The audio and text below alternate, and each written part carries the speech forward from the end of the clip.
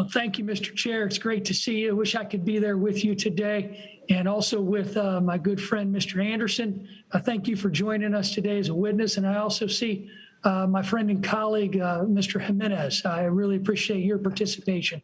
I'd like to start by noting that we should be having today's subcommittee hearing in President Biden's home state of Delaware, maybe Speaker Nancy Pelosi's home state of California, or even Senate Majority Leader Chuck Schumer's home state of New York. Those states have a lot to learn from Republican-led states like Florida, who have done the hard work of identifying issues and updating their election laws to restore integrity and voter confidence. I'd also like to quickly echo the ranking member, Mr. Stile, in applauding Florida for identifying lessons learned following the 2000 election and devising solutions that work for Floridians, ultimately becoming the gold standard, an accomplishment they've achieved without a federal takeover of their elections. To be fair, like any other state, Florida's had some bad actors.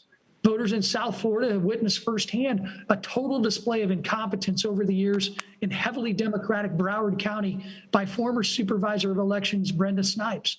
Specifically, I'd like to reference Ms. Snipes' own acknowledgement that ineligible non-voters have voted in previous elections and that she couldn't find as many as 2,040 ballots during the 2018 midterm recount. Not to mention her failure to report vote counts in accordance with Florida law. Thankfully for Broward County voters, she had no choice but to resign in 2018. But again, Florida exercised its sovereign power to address these issues, including through Florida's newly signed election law, Senate Bill 90, all without federal interference. Here's what Florida's new law does right. It requires biannual maintenance of Florida's online voter registration system, strengthens security around drop boxes, increases transparency from county voting websites on election day, enhances transparency regarding voter registration and ballot duplication, and tightens provisions on ballot harvesting, just to list a few of the provisions. These common sense measures should be nonpartisan, but Democrats continue to peddle the verifiably false narrative that Republicans are trying to suppress eligible voters, when instead, Republicans want all eligible voters who want to vote to be able to cast a ballot, and for those ballots to be counted according to law. And Republicans want election processes to be transparent, consistent, and easy to understand. Yet Democrats are using this fable of voter suppression to push a federal power grab that is politically advantageous for those on the left. And Florida's election law has survived review by the courts. An Obama-appointed district judge had struck down the new law, but that decision was swiftly and rightfully overturned by the 11th Circuit Court of Appeals.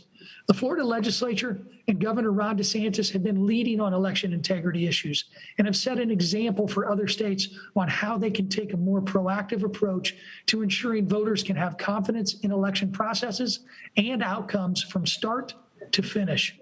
Last month, Governor DeSantis also signed Senate Bill 524 into law, legislation that requires voter rolls to be annually reviewed and updated, strengthens ID requirements, and prevents election supervisors from taking Zucker bucks.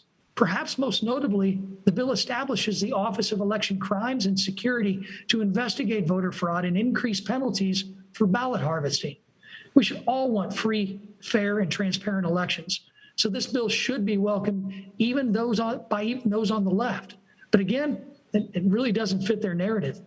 Nevertheless, it's not too late to change course. I urge my Democrat colleagues to stop spreading misinformation about Florida's election laws and instead help encourage every state to implement similar safeguards that restore faith in our elections. Thank you. I yield back.